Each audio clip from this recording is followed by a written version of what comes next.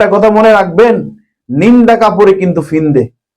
গ্রামের একটা কথা আছে, নিন্দা কাপড়ে কিন্তু আল্লাহ ফিন্দাইয়া দেয়। কিন্তু দেখবেন হয়তো এমনও হতে পারে আগামী দিনে শায়েকে চরমোনাই, জামাত ইসলাম সহ অন্যান্য দল যারা আছে তারাই হয়তো রাষ্ট্র পরিচালনা করতে পারে, আশা আছে। প্রিয় দেশবাসী, আসসালামু আলাইকুম। কেমন আছেন সবাই? আশা করি ইনশাআল্লাহ সকলে ভালো আছেন। আপনাদের দোয়ায় আমি জসিম বিল্লাহ অনেক ভালো আছি।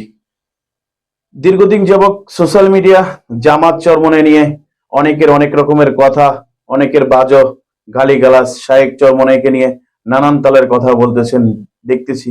কিন্তু আসলে চুপ করে রয়েছি। কারণ কি জানেন, আমরা চরমনাই যারা করি তারা সর্বপ্রথম মানুষকে ভালো ব্যবহার, ভালো কথা বলার চেষ্টা করি। গুঞ্জন ছড়ানোর চেষ্টা আমরা করি না, মিথ্যা বলারও চেষ্টা আমরা করি না। আমাদের কেন্দ্র থেকে যেইভাবে আমাদেরকে অর্ডার দেয় কিংবা অনুমতি দেয় আমরা ওইভাবে কাজ করার চেষ্টা করি। কিন্তু কখনো মানুষকে গালিগালাজ করে ফেসবুকে কমেন্টে আমরা এসব করি না।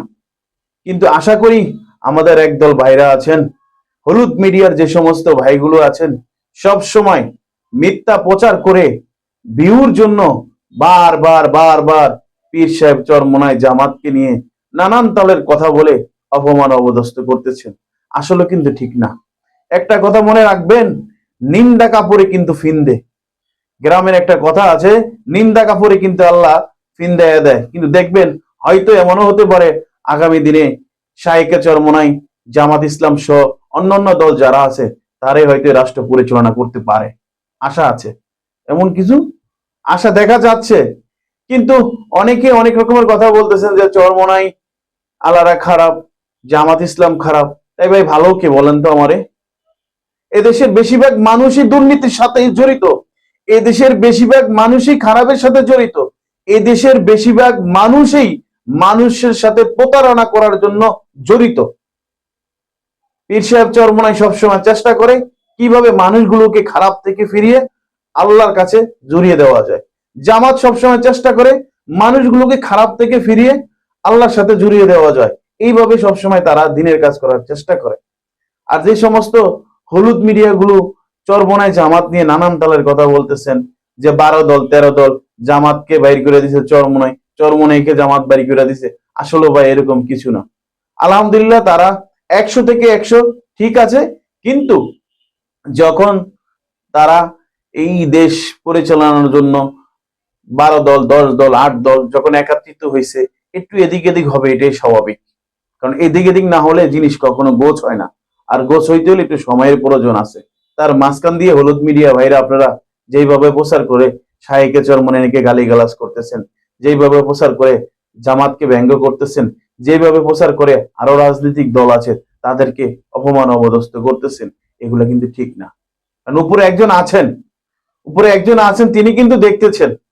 হাসিনা এই দেশে অনেক ক্ষমতা নিয়ে এই দেশে চলাফেরা করেছে।